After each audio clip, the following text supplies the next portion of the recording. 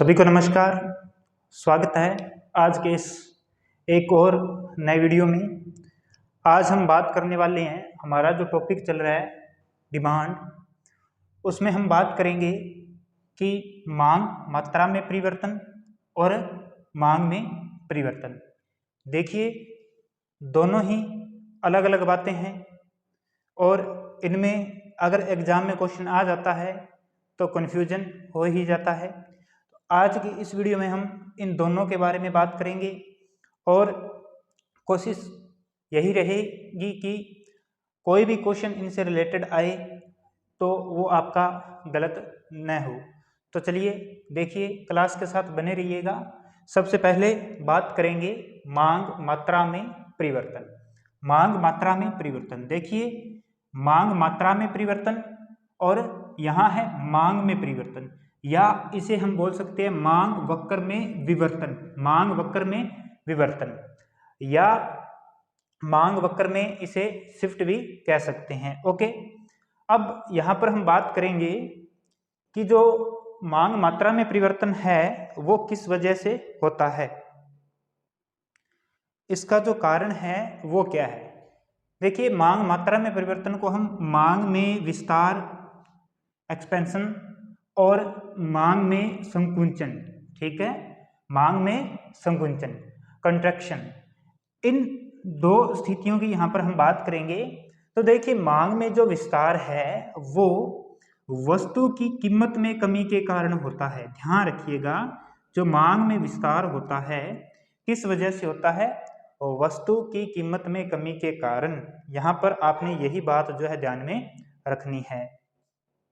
Okay, और जबकि अन्य तत्व स्थिर रहने चाहिए, ठीक है। अन्य तत्व यानी कि जो उपभोक्ता की पसंद है, रुचि है, संबंधित वस्तुओं की कीमतें हैं, वो सभी, ठीक है।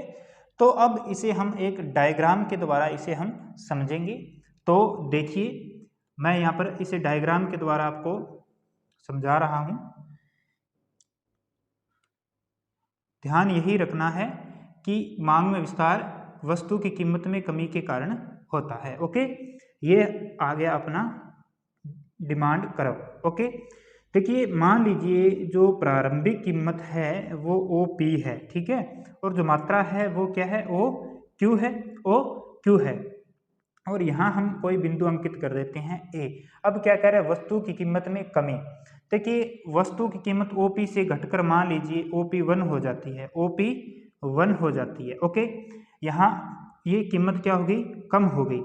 तो कीमत कम होने की वजह से जो मांग मात्रा है इसमें क्या हुई, इसमें वृद्धि हुई है। क्वांटिटी में क्या हुई है, वृद्धि हुई है। कीमत घटी है और जो मात्रा है उसमें क्या हुई है, वृद्धि हुई है। वृद्धि होना, इसे ही तो क्या कहेंगे, विस्तार होना। तो यहाँ मैं कोई बिंदु लिख देता हूँ B, ठीक है। अब देखिए, ये जो कंडीशन है, जितनी ये मांग में वृद्धि हुई है, ठीक है, जितनी ये मांग में वृद्धि हुई है, इसे कहा जाएगा विस्तार। क्या कहा जाएगा, विस्तार कहा जाएगा। क्लियर है, क्लियर है, ठीक है। अब हम बात करेंगे नंबर 2, मांग में संकुंचन की बात करेंगे, ठीक है। ये वस्तु की कीमत में वृद्धि के कारण होता है, वस्तु की कीमत में वृद्धि के कारण होता है। देखिए कैसे, ये डायग्राम देखिए, ये मांग वक्र है। ओके, ये मांग वक्र है। मान लीजिए ये अपनी प्रारंभिक कीमत थी PQ, यहाँ पर कोई बिंदु लिख दिया A।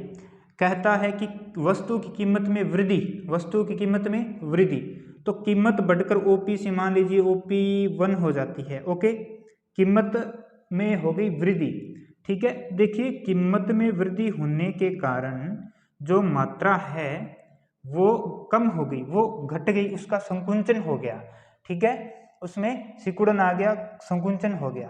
तो ये जो कंडीशन है, ठीक है, यहाँ पर हम देखिए, यहाँ पर विस्तार में हम ऊपर से नीचे आए हैं, ठीक है, और संकुंचन में हम नीचे से ऊपर की ओर गए हैं, ठीक है।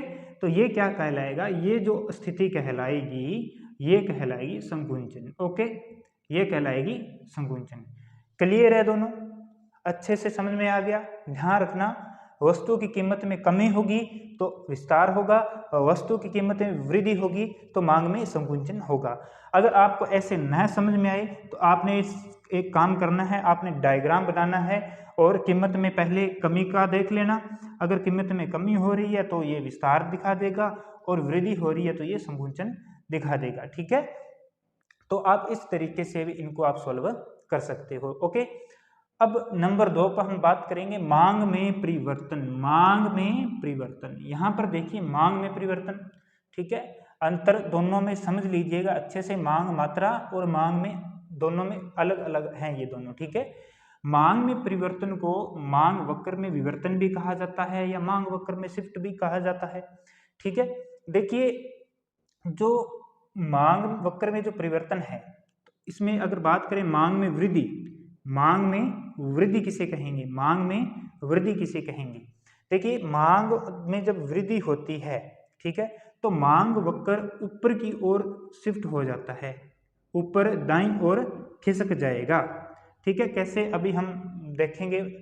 और इसमें आपने ध्यान रखना है, यहाँ पर अन्य तत्वों में परिवर्तन होता है। जब बात करें मांग वक्र के परिवर्तन की बात करें तो यहाँ पर अन्य तत्वों में परिवर्तन होता है, जो जैसे कि मैंने आपको पहले बताया था। और यहाँ पर मूल्य स्थिर रहता है, यानी कि कीमत में चेंज नहीं होगा, कीमत में चेंज नहीं होगा। ये बात आपने अच्छे से ध्यान में रखनी है। ठीक है, अब देखिए मांग में वृद्धि का वित्त डायग्राम के द्वारा हम समझते हैं।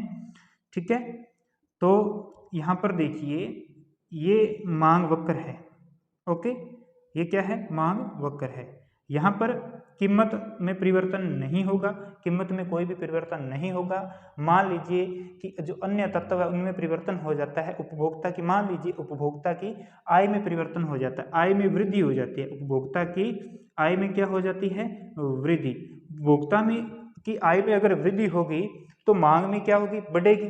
तो ये जो मांग वक्र है ये यहाँ से शिफ्ट होकर कहाँ हो जाएगा, दाईं ओर ऊपर की ओर शिफ्ट हो जाएगा। ठीक है, ऊपर की ओर शिफ्ट हो जाएगा। ठीक है, ऊपर की ओर शिफ्ट हो जाएगा। ठीक है, कीमत में कोई बदलाव नहीं होगा, कीमत में कोई भी बदलाव नहीं होगा। ओके, तो अब क्या है, यहाँ पर देखिए पहले तो जो साम्य है वो ए पर है, अब वो कहाँ पर आ जाएगा, बी पर आ जाएगा। और उसी कीमत पर उस वस्तु की वो एक से अधिक मात्राएं वो खरीद सकता है, उपभोग कर सकता है।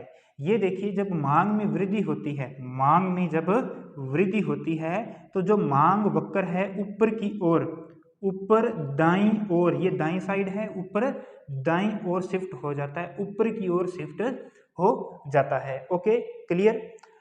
अब बात करें मांग में कमी की, मांग में कमी, तो जब मांग में कमी होगी, ठीक है, इसमें भी वही सेम डायग्राम, डी ये अपना मांग वक्र है। ओके, अब मान लीजिए मांग में कमी हो जाती है, मांग में क्या हो जाती है, कमी हो जाती है। ठीक है, मूल्य यहाँ पर स्थिर रहेगा, मूल्य में कोई परिवर्तन नहीं होगा, कीमत वही रहेगी। अगर मांग में कमी आती है तो जो मांग वक्र है नीचे की ओर बाईं ओर शिफ्ट हो जाएगा, नीचे बाईं ओर शिफ्ट हो जाएगा। ठीक है, नीचे बाईं ओर शिफ्ट हो जाएगा। ठीक है, मांग में वृद्धि होगी तो ऊपर दाईं ओर, और मांग में कमी होगी तो नीचे बाईं ओर शिफ्ट होगा। ठीक है, ओके, ये बात उम्मीद है आपके समझ में आ गई होगी। ठीक है, इसे हम एक ही वक्र में भी हम दर्शा सकते हैं इन्हें। ठीक है, तो जब एक ही वक्र में दर्शाएंगे तो ये अपना जो मेन वक्र है, ठीक है, और अगर वृद्धि होगी तो ये ऊपर की ओर, ओके, ये ऊपर की ओर। और अगर मांग में कमी होगी, मांग में अगर कमी होगी तो ये जो मांग वक्र है ये नीचे की ओर शिफ्ट हो जाएगा। ओके, और ये दोनों ही बातें थी, और उम्मीद है कि इनको लेकर आपका जो भी डाउट था वो क्लियर हो गया होगा। बस जो जो बात मैंने आपको बताई है उनको अच्छे से ध्यान रखना, और इनसे रिलेटेड आप क्वेश्चन जो है वो सॉल्व करके देखना। आज के इस क्लास में बस इतना ही। इससे आगे क्लास में हम पढ़ेंगे मांग की लॉज के बारे में। थोड़ा ट्रिकी मेथड से हम अपने चलने वाले हैं, क्योंकि सबसे एक हिसाब से देखा जाए तो मांग की लोच में सबसे ज़्यादा कन्फ्यूजन होता है, लेकिन अपने थोड़ा ट्रिकी मेथड से करेंगे ताकि आपके वो चीज़ें हाथों हाथ ही क्लियर हो जाएं। अगर आपको आज की क्लास बढ़िया लगी तो चैनल को सब्सक्राइब कर लीजिए, शेयर भी कीजिए। अगर कोई भी डाउट लग रहा है कमेंट करके बताइए। टेलीग्राम चैनल जरूर ज्वाइन कर लीजिए, जिसका लिंक आपको डिस्क्रिप्शन में मिल जाएगा। मिलते हैं अगली क्लास में। धन्यवाद।